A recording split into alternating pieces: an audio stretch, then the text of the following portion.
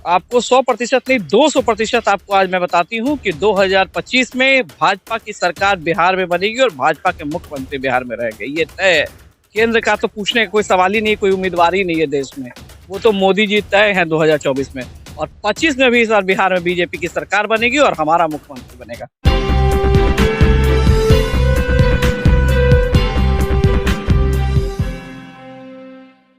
नमस्कार, मैं हूं सोनू और आप देख रहे हैं मीडिया दर्शन।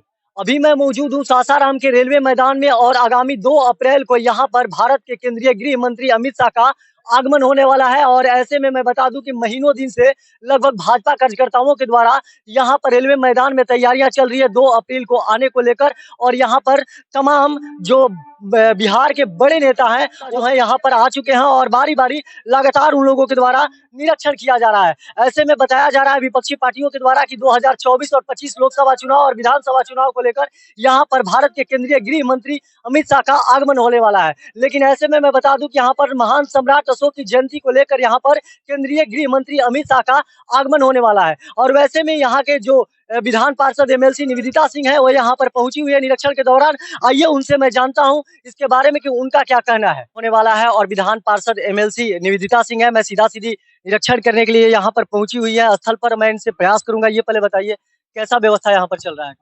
देखिए, देश के यशस्वी गृह मंत्री आदरणीय अमित शाह जी का आगमन रोहतास की धरती पे होने वाला है 2 अप्रैल को, और सम्राट अशोक की जयंती के उपलक्ष्य में उनका आगमन रोहतास जिले की पावन धरती पे, जहां मां ताराचंडी के धाम पे, और पूरे समस्त रोहतास वासियों के लिए बड़ा ही गर्व का विषय होगा।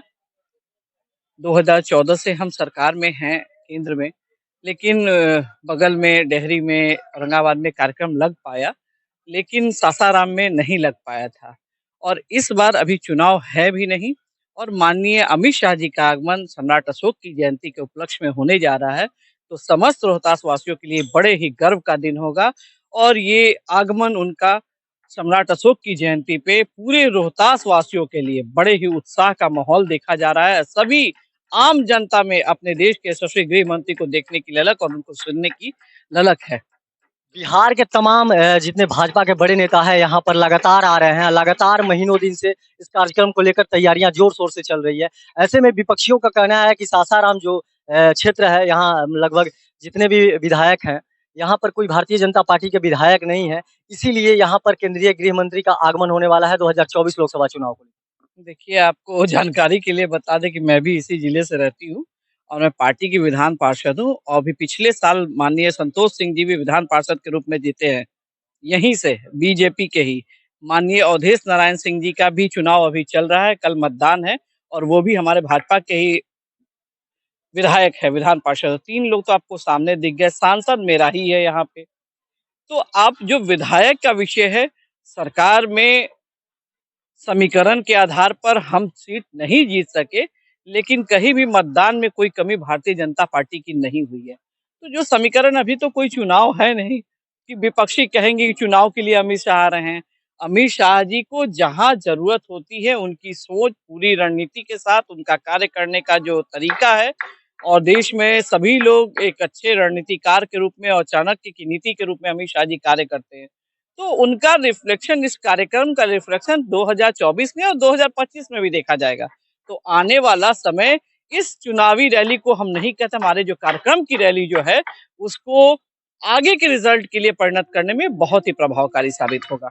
2024 और 25 के लिए लोकसभा और विधानसभा चुनाव के लिए जिस तरह से सम्राट चौधरी को आगे किया जा रहा है भाजपा के द्वारा, क्या कहना चाहेंगे इस पर? देखिए, आगे किसी को नहीं किया जाता है भाजपा में। वो वोट के लिए लोग बोल रहे हैं कि किया जाए, ऐसी बात नहीं है। सम्राट चौधरी जी कोई नए नेता नहीं है। सम्राट चौधरी जी का पूरा राजनीतिक कैरियर पिछले 30 वर्षों से वो राजनीति में है, और वो 2098 में से वो विधायक है। 25 साल से तो वो विधायक रह चुके हैं, और उनका राजनीतिक पारिवारिक परिवेश भी रहा है। उनके पिताजी, उनकी माताजी सभी लोग थे, और आज वो हमारे दल में है। तो भारतीय जनता पार्टी किसी भी अदना से भी कार्यकर्ता को अपने प्रदेश अध्यक्ष में नियुक्त कर सकता है। हमारे मोदी जी को ही देख लीजिए, हमारे यहाँ ये नहीं है कि राजतंत्र चलता हो, जैसे यहाँ के भी राजतंत्र राजा का चल रहा है, हम नहीं तो पत्नी, पत्नी नहीं तो बेटा, बेटा नहीं तो बहू। हमारे यहाँ कोई भी कार्यकर्ता अगर कार्य कर रहा है तो वो आगे बढ़ सकता है। एक और बात आपसे पूछना चाहते हैं, थोड़ा-सा तीखा सवाल मेरा रहेगा। 2025 विधानसभा चुनाव के लिए, जैसे कि जनाधार रोहतास में नहीं है था भाजपा का। भाजपा का कोई विधायक नहीं जीते हुए थे। अब मैं लोकसभा की बात नहीं कर रहा हूँ, 2025 चुनाव के बाद विधानसभा की बात कर रहा हूँ। इस पर क्या आपकी राय है? अभी आप ही के न्यूज़ चैनल के माध्यम से अभी आज आपको हम बता देते हैं। 22 सीट पूरे शाहाबाद में है, चूँकि मैं शाहाबाद पिछले 12 साल देखी हूँ, शाहाबाद प्रभारी के रूप में चारों जिले में, और 22 में 14 एनडीए के झोली में था सीट। और आज हमारे 2 विधायक हैं भोजपुर से, और हमारे 3 जिले में भी विधायक नहीं है। दुर्भाग्य से कैमूर जिले में हमारे चारों विधायक थे, लेकिन समीकरण जो मैंने आपको कहा, जो समीकरण परिवर्तित हुआ, उसके कारण हमारी सीट लूज़ हुई। लेकिन आने वाले समय में जिस तरह से हम 14 और 16 सीट पे विधायक हमारे थे, पुनः 2025 में हम लोग 15 से कम सीट जीत कर नहीं आएँगे।